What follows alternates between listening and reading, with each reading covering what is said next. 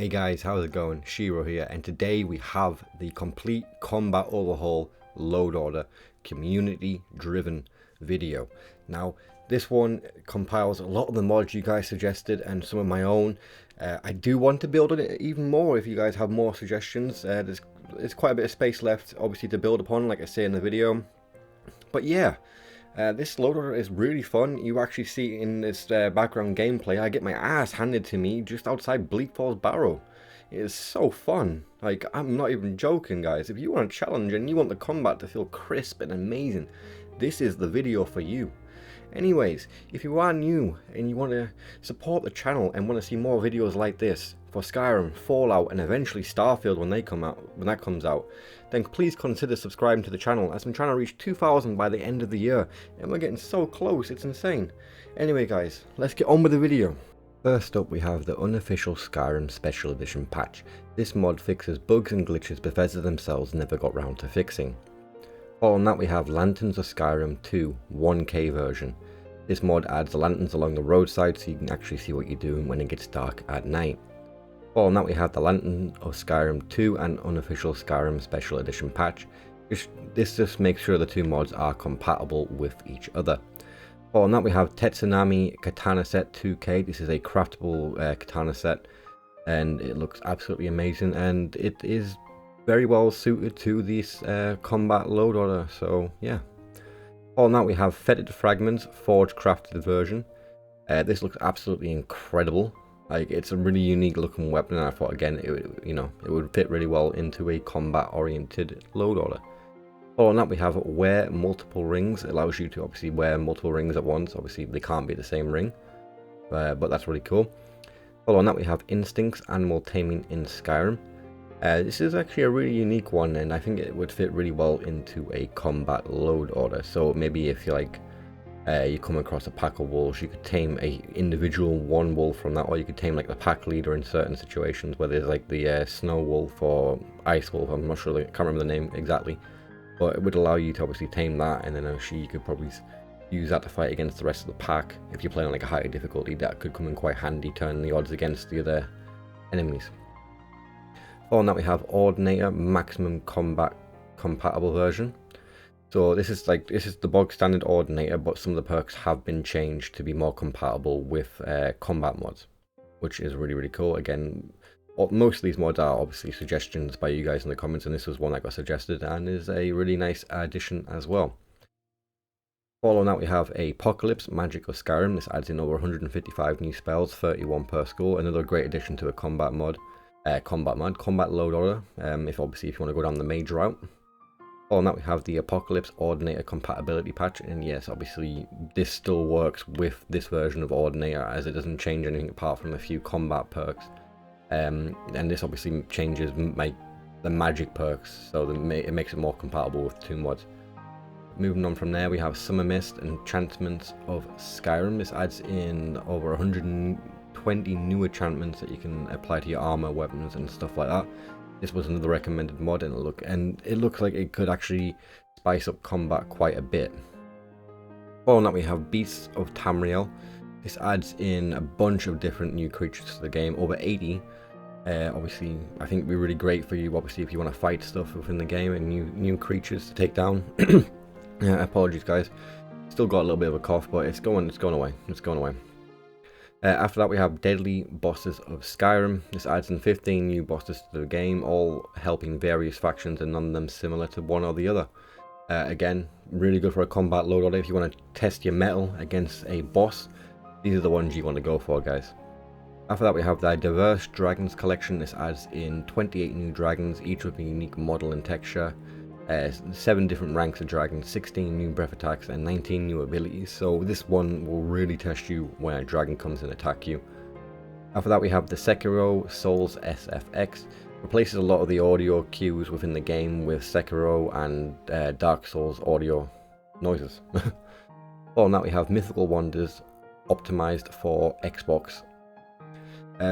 Great weather mod, probably is the best one that you can get for Xbox and PC. I don't even know if it's on PC. I haven't actually looked yet, but yeah, it uses Mythical Ages as a base for the weathers and adds in a bunch of other stuff as well, which is really nice. Following that we have the R246 Concept XBR, adds in 10 female presets. For the female characters, I use the last one on the Nord character. After that we have Pyrocast, a body mesh for the UNP style. Following that we have Beauties of Skyrim HD. This is body textures and face textures, and it makes the female characters look absolutely amazing. So if you tweak around with it, you can get some truly amazing looking characters within the game. It does have a non-HD version, so if you are playing on a lower tier console, I recommend you get that instead of this one. It's just called Beauties of Skyrim without the HD on the end of it. Of course, all these will be linked in the comment section down below under the pinned comment within a few hours of me making this video live. Just give me a bit of time, guys. I'm getting old. I've, gotta keep up with you young guys and girls. Following that, we have Pyrocast goes BDUUMP.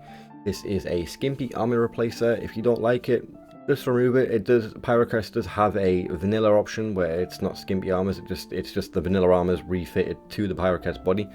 But me personally, I like it, and I'm 99% of you guys that watch my videos like it as well. Following that, we have Skyland All-in-One. I couldn't find the smaller sized all-in-one like texture replacer that covers a lot of stuff in it. It's like only 240 megabytes. I still can't find it, so if anyone knows the name of the mod I'm actually talking about, let me know in the comment section, because if I do get enough comments on this video about mods that you can add in, I might do a third version of this as well, obviously even more community focused from there. Following that, we have Lame Wolf's Better Shaped Weapons and Uniques and Real Bows. So these three mods as a whole kind of like replace Old Kingdom. That came in at like 500 megabytes. These three mods come in less than 150 less than 200 megabytes if my math's correct. Which is a massive downgrade in size, but this will change the shape of all the vanilla weapons within the game, and this obviously updates the unique weapons to make them a bit more unique looking. And then obviously this one changes how the bows look, giving them actually a really nice look, I believe, in my opinion. I think this is probably some of the best bow mods you can get for the game, excluding how they look in Old Kingdom itself. On that we have Enhanced Blood Textures. It's a combat mod. I don't know how else to justify this one. You're going to be kicking ass, you want to see a bunch of blood gushing out. It looks really cool. On that we have Immersive Wenches version 1.5 no quests version. I didn't add this mod in purely for the Immersive Wenches. I added them in for the other mods that require it, and you'll see them all coming up now. But for the video purposes, this adds in wenches in the taverns that you can go interact with, and obviously they look custom and look really unique, so it does add more NPCs into taverns for you to see and stuff. But the main reason for adding that mod is because of these mods here: Deadly Wenches, Hateful Wenches, and Forgotten Wenches. Yeah, we like looking at women, men, females, we all like it. So yeah, now we got some really cool looking enemies within the game, and I'm pretty sure they do provide more of a challenge as well. That was the main purpose of adding them in there, because I'm pretty sure they're more difficult than the counterparts of what they've replaced. Following that we have Beijing All-in-One. This replaces a bunch of female NPCs within the game, giving them a new look and making them look way better than the vanilla style that they were using. Following that we have Beijing All-in-One and the unofficial Skyrim Special Edition patch. It just makes sure the two mods are compatible with each other without causing any issues. Then we have KS Hairdo's Light. This adds in 20 hairstyles for males and females. Make sure you select the one that you like the most. On that we have the Eyes of Your Soul. This is a new eye mod. It's quite big in size, but the eyes look absolutely incredible, and probably is going to be a new permanent fixture in all my load orders going forth. Following that we have Whiterun, the City of Trees Light. Adds trees into Skyrim that can be viewed from inside and outside of the city. A lot of people have had trouble trying to find this one. If you want to obviously not just use the links I'm going to post in the comment section, just simply search Trees Light and it'll bring it up. It'll be at the very end on the right hand side, and you can find it there. Obviously make sure you get the correct language of whatever language you are using for Skyrim. Following that we have Breeze Home. Again, retextures and remeshes of Breeze Home to make it look really nicer, and the interiors have been completely overhauled to allow you to store all your belongings and stuff that you loot from all your victories within the game. Obviously I love using this mod, but it's mainly there purely just to show you where you can place more home mods if you decide to. Following that we have Trees of Aduna all in one. I normally place this a bit higher in the load order, but I completely forget every time I am positioning these mods that this does add in custom like extra trees, so it should actually be further down where it is right now. It doesn't really make much of a difference, but for the sake of my OCD, I have placed it in the correct placement now. Following that we have the Cities of the North all in one bundle. Nothing to do with combat really, it's just a quality of life improvement. It improves like the minor villages and towns within the game, making them look a lot better and giving them that northern aesthetic as well. Following that we have the Cities of the North Creation Club AE patched. This just makes sure Cities of the North is fully compatible with all the Creation Club content from the anniversary edition. Following that we have Cities of the North all in one Lanterns of Skyrim 2 patch. Again, just makes the two mods compatible with each other so you don't see lanterns poking out buildings and stuff like that. Following that we have the XP32 Maximum Skeleton plus Realistic Ragdoll and Force. This is a skeleton, obviously certain mods require it, and it doesn't really impact how the game plays or anything like that. It just means like certain animation mods or certain combat mods can actually function with it. And obviously it has the realistic ragdoll and force, so when you kill an enemy they don't just do like a 360 no scope backflip and die. They'll have a more natural death of falling to the ground. On that we have just new female animations. Now I'm pretty sure like 90% of the animations in this mod have been replaced by the combat mod that I have installed, but for the ones that didn't get replaced it's nice to have in there, and it's only 4 MB, so it's not that big a deal that most of the animations did get overwritten. Following that we have GDB's The Revenge. This is the main combat mod of the load order. I decided to switch to this one over the one that I was using previously because I wanted to try out something new and I actually prefer it. I think the gameplay is a bit more fast paced, and I do like the slower pace, but it's a nice change and I'm enjoying it. The animations do look quite incredible, and I prefer how the dodging works on it as well. It feels a bit more responsive in my opinion.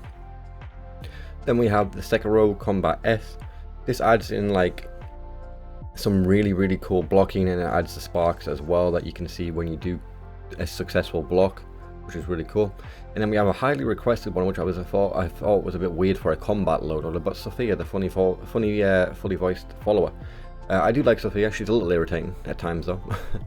But yeah, there's Sophia, and obviously if you want to add in more followers you can in this area right here. After that we have Dawn Waters with natural waterfalls.